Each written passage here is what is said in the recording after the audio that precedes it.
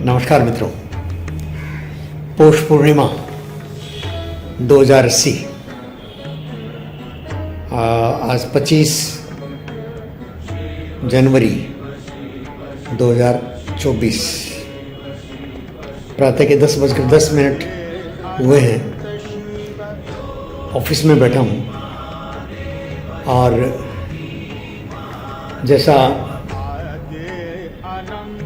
शिव कथा चल रही है अपनी, तो शिव पर कुछ भी कहने से पूर्व की भूमिका है कि कम से कम वक्ता और संभव तो श्रोता भी शिव को उपस्थित महसूस करे, अभी और यहीं। सत्यम शिवम सुंदरम, शिव की ये तीनों शब्दों में व्याख्या है। शिव सत्य है और सत्य सदा रहता है, सत्य सदा रहता है। सत्य का जो प्रतिपक्षी है झूठ, वो बदलता रह सकता है। हर बार का, हर व्यक्ति का झूठ जो है वो अलग अलग होगा। सत्य सबके लिए एक साथ एक जैसा होगा।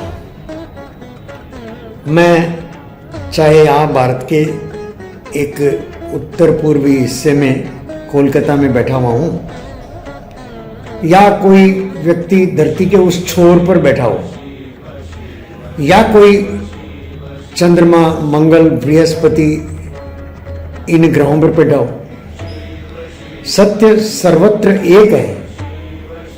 सत्य दो नहीं होते। सत्य चूंकि शिव है, तो शिव सर्वत्र, सब जगह, सब समय एक है। शुभ की उपस्थिति वो है ही। भले ही हमको अपने आसपास कितने भी नेगेटिव, अशुभ या युद्ध के सारे दृश्य देखने को मिल रहे हो, लेकिन ये बात तय है, इस बात को ऐसा समझा जा सकता है कि शिव के साथ भी हर समय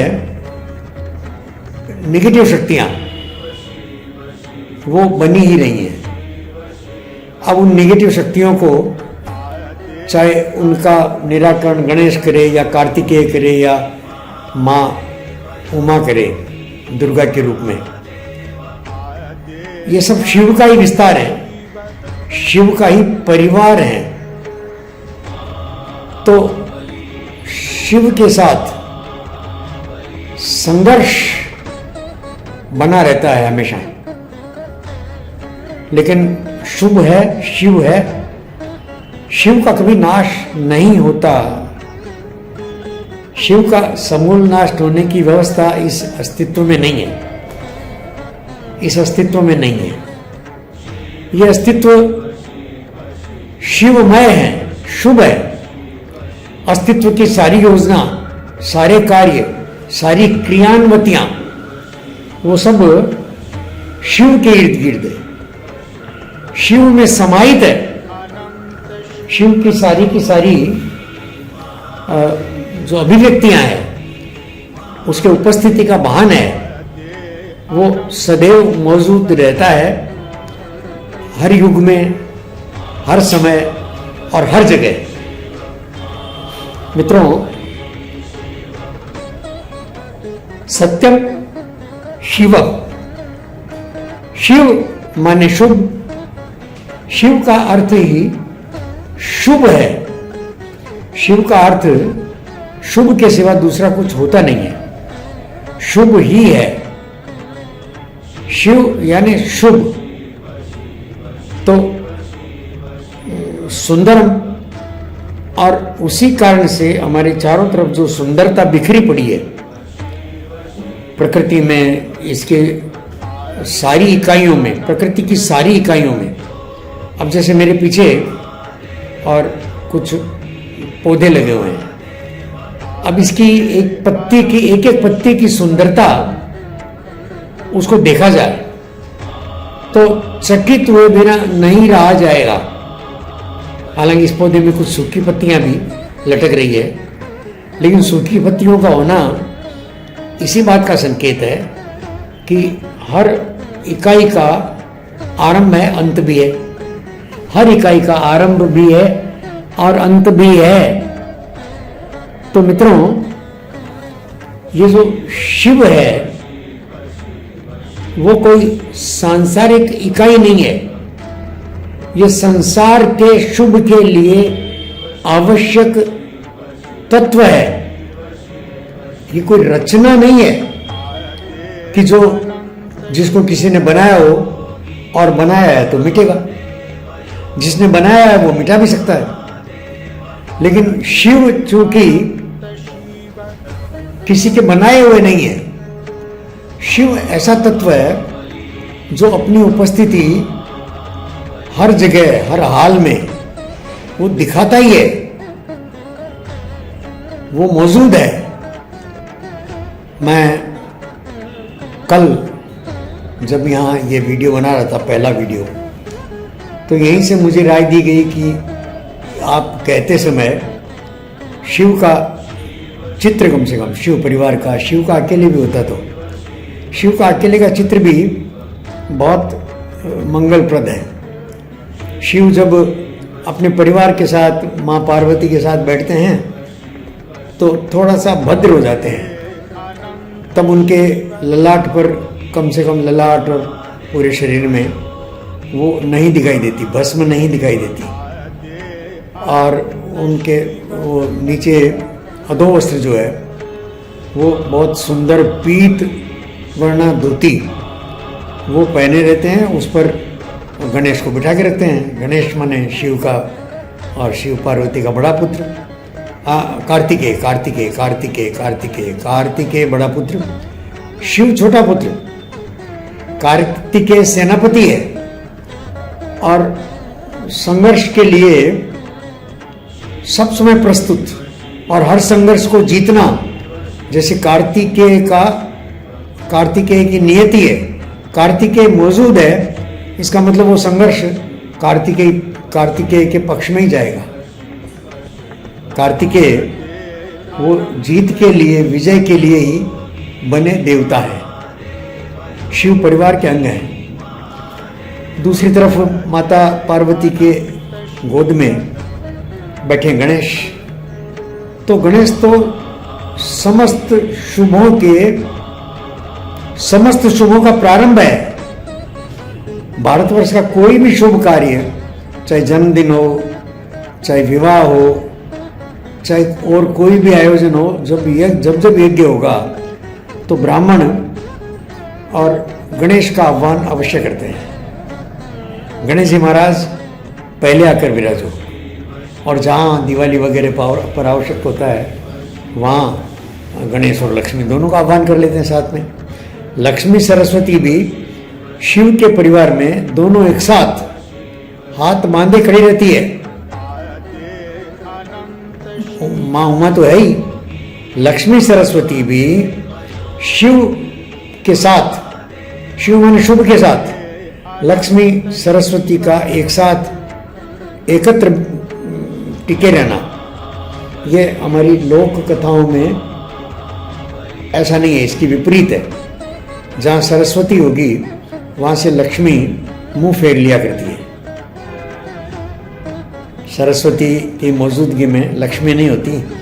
इसीलिए हमारे जितने पंडित हैं, हम पहचान ही हो गई पंडितों की कि भाई वो दरिद्र रहेंगे। पंडित माने जो ज्ञानी गुणी समाज की चालना करते हैं, अपने ज्ञान के बल पर समाज को चलाते हैं, वो सारे के सारे और निर्धन, निर्वस्त्र, बेघर ऐसे होते हैं। समाज की कृपा पर ही पलते रहने वाले, आदर खूब मिलेगा उनको। आदर तो राजा भी झुक करके अपनी सवारी से नीचे उतर करके और विप्र को प्रणाम करता है, लेकिन विप्र नाम से ही एक आभास आता है कि वो गरीब है, अभावग्रस्त है, सुदामा की तरह। सुदामा को कृष्ण का मित्र होने के बावजूद सब कुछ कृष्ण ने दिया, वैभव दिया पूरा, लेकिन वो वहां अपने कृष्ण की दिए भेंट पर जब पहुंचता है घर पर वापस लौट करके, तो उसको अपना दारिद्र्य ही उस पर मस्तिष्क पर छाया हुआ है। उसको भरोसा ही नहीं आता कि मुझे भी ऐसे महल और नौकर चाकर और मेरे लिए खड़े रह सकते हैं कोई। मैंने विप्र का अर्थ ही मानसिकता में भी और वास्तविकता में भी, और लक्ष्मीहीन श्रीहीन, श्रीमान है, लक्ष्मीहीन है।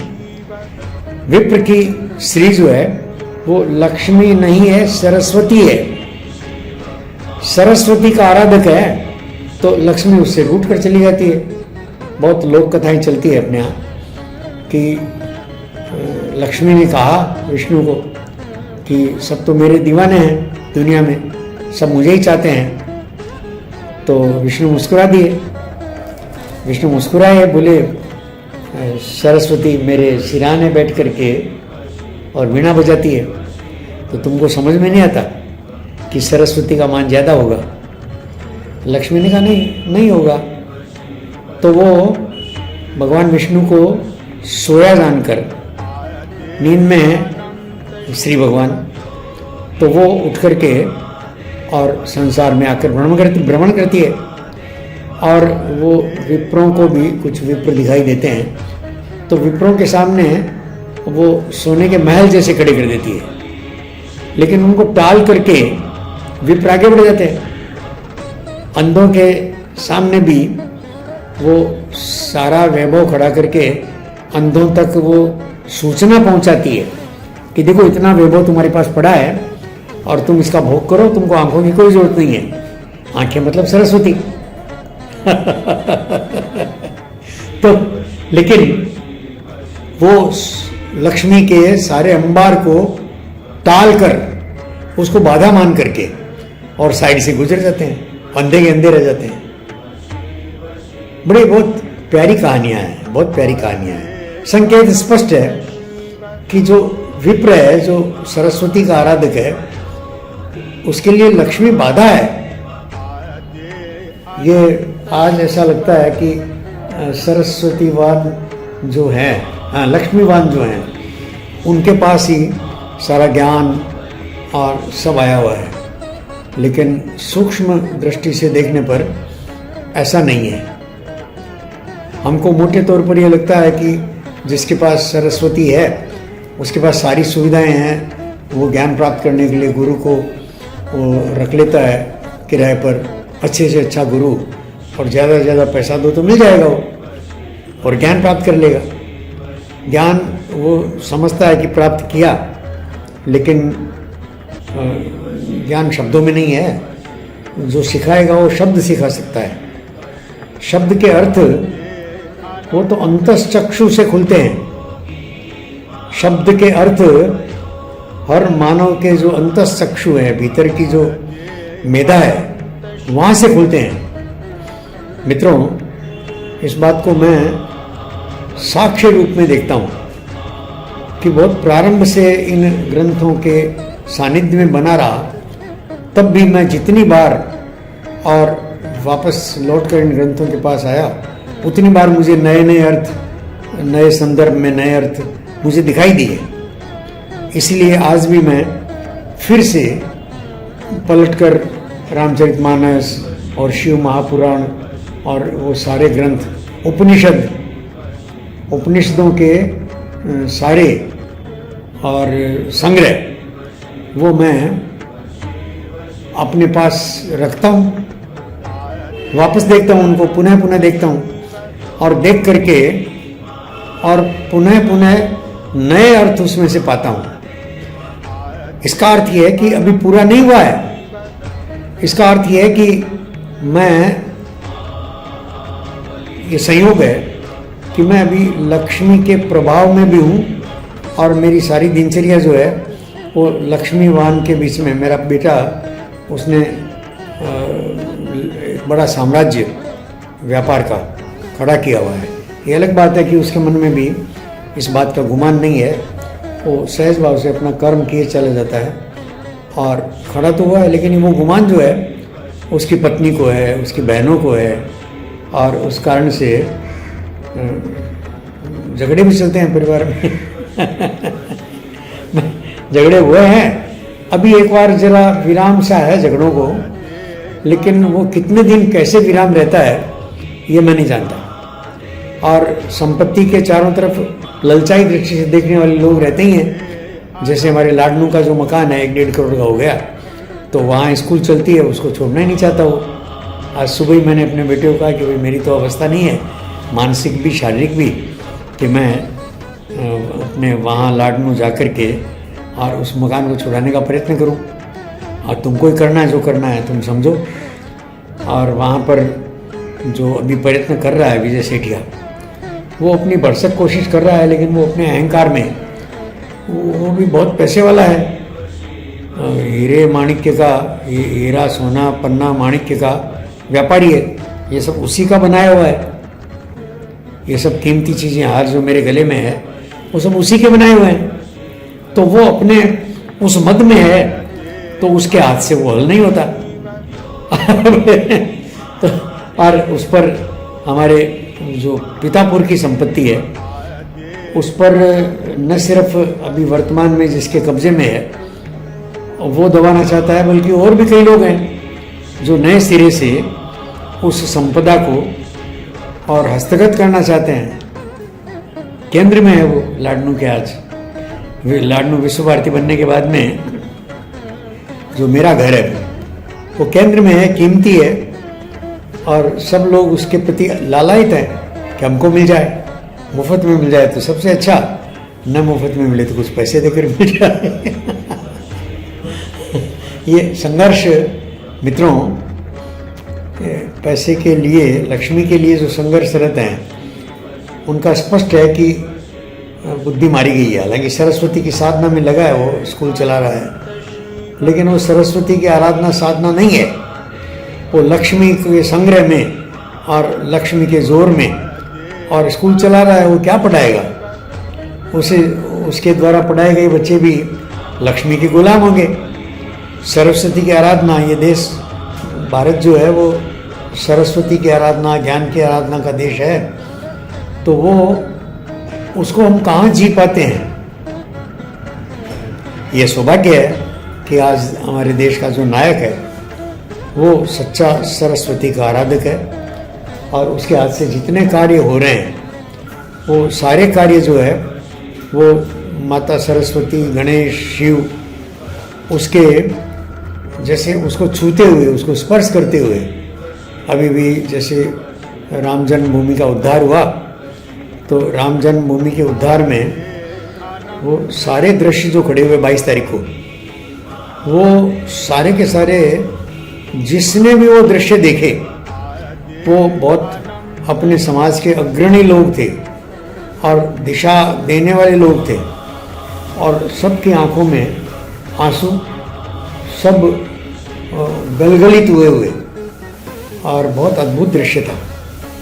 तो ये सचमुच सरस्वती का आराधक ही और ये देख सकता है, इसका अनुभव कर सकता है।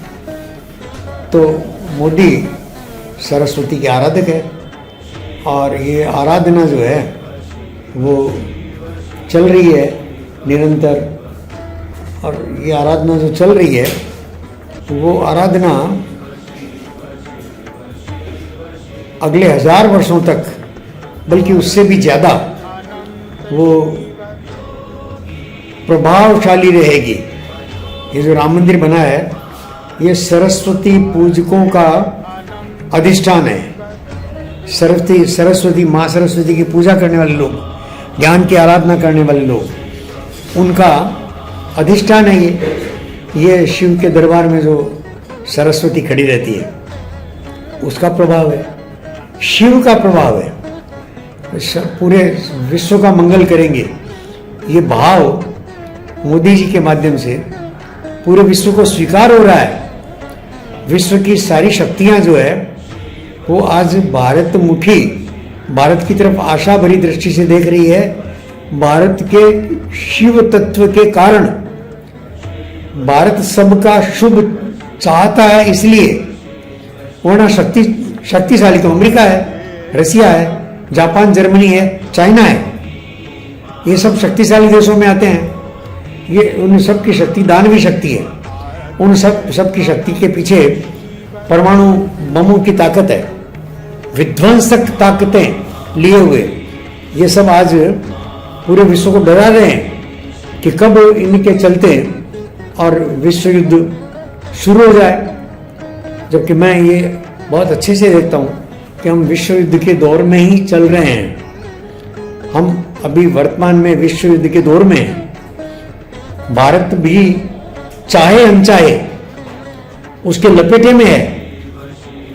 अभी ताइवान से और भारत के पास इस राम मंदिर के लिए सौगात आई 22 तारीख को, तो चीन के तेवर जो है टेढ़े हो गए, और चीन के तेवर टेढ़े हो गए और मालदीव के साथ मिलकर और चाइना अपना युद्ध जासूसी जहाज उसने रवाना कर दिया है। ये जासूसी जहाज जो है वो वास्तव में भारत के लिए बड़ा खतरा है, और भारत को जब तक शीघ्र, जितना शीघ्र हो उतना अच्छा, उस जासूसी जहाज को ध्वस्त करना आवश्यक है। भारत की नेवी समझ रही है कि भाई उस जहाज को ध्वस्त करना आवश्यक है। उस जहाज को और मालदीव के तट पर ही, या तो पहुंचने से पहले या उसके तट पर ही उसको नष्ट करना आवश्यक है। मालदीव अपनी ताकत से भारत को आंखें नहीं दिखा रहा है, मालदीव चाइना की ताकत से भारत को आंखें दिखा रहा है। मालदीव एक बोना सा देश, छोटा सा देश, जो भारत की कृपा पर अब तक चलता रहा, भारत की कृपा पर, भारत की मेहरबानियों पर जो मालदीव चलता रहा, वो मालदीव आज और दुष्ट चाइना की शक्तियों के सहारे और भारत को आंख दिखा रहा है। तो ये विश्व का शुभ नहीं है इसमें। देखिए, मैं फिर कहता हूं कि शिव की उपस्थिति को मैं लगातार देख रहा हूं अपने आसपास, तो शुभ ही होते रहना चाहिए। लेकिन हर युग में, हर बार शिव या शिव परिवार के सामने और नकारात्मक चुनौतियां, युद्ध की संभावनाएं और युद्ध को जीतने के लिए और चुनौतियां, वो सामने खड़ी रही है। अंतर्द्वंद जो है वो हमारे इस जगत का सत्य है। हमको अंतर्द्वंद में ही जीना है। ये अंतर्द्वंद ही द्वंद्व के रूप में, युद्ध के रूप में बाहर प्रकट होता है। ये हमारे अंतर्मन का जो द्वंद्व है। अब उदाहरण के लिए मैं अपना ही देता हूं, अपना उदाहरण। अब जब मैं आपसे बात कर रहा हूं शिव की, शुभ की, तो मुझे अपने आसपास शिव के सिवा कुछ अनुभव ही नहीं होना चाहिए। लेकिन मैं प्रातःकाल मेरे बेटे से बात हुई, और कल रात को मेरी बहू जो अभी बाहर गई हुई है उससे बात हुई। तो दोनों से बात करते समय और सुबह मेरे लिए टिफ़िन जब तैयार हुआ तो उस समय मुझे देर हुई टिफ़िन को लेने के लिए। तो ये सारे जो बाधाएं, चुनौतियां, संघर्ष, अंतर्मन से लेकर के परिवार और देश की सीमाएं और पूरे विश्व में ये द्वंद्व संघर्ष चल ही रहे हैं। तो अब इस सब में शिव को अनुभव करते रहना, ये एक तरह से प्रयत्न पूर्वक करना होता है मित्रों। शिव है, ये अभी मेरे अपने जहन में भी मानी हुई सी बात है। जबकि कल मैंने पहला वीडियो बनाया तो वो जाना हुआ तथ्य, ऐसा दिखता था कि शिव ही है मेरे आसपास। मेरे पहले वीडियो में कोई दुविधा नहीं थी। इस दूसरे वीडियो में ही और शिव कथा कहते हुए, और मैं आप सब अनुभव कर सकते हैं कि मैं दुविधा में हूँ, मैं दुविधाग्रस्त हूँ, और इस दुविधा में और मुझे आगे चलना कठिन हो रहा है। मैं अपने शिव को, अपने शुभ को साथ रखने में मुश्किल पा रहा हूँ, अशक्य पा रहा हूँ, और मेरे चेहरे पर हवाइयाँ उड़ रही है।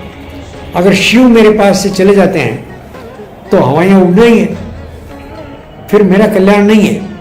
मैं जो शिव कथा कह रहा हूँ मित्रों, सामने कोई सुनने वाला हो कि ना हो, प्रश्न करने वाला हो कि ना हो, मुझे अपने आसपास शुभ ही शुभ दिखे, ये कल मैं अनुभव कर चुका हूँ और मैं फिर उसी अनुभव में लौटना चाहता हूँ।